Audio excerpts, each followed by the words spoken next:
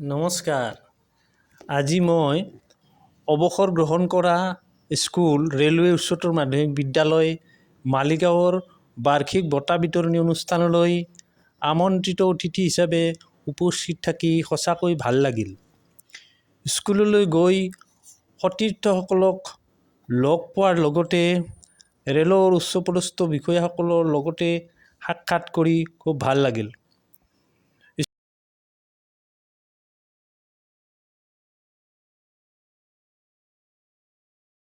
স্কুলৰ ছাত্ৰ ছাত্ৰীসকলৰ নৃত্য গীত পৰিৱেশন চাই খুব ভাল লাগিল। খুব উন্নত প্ৰদৰ্শন হৈছে।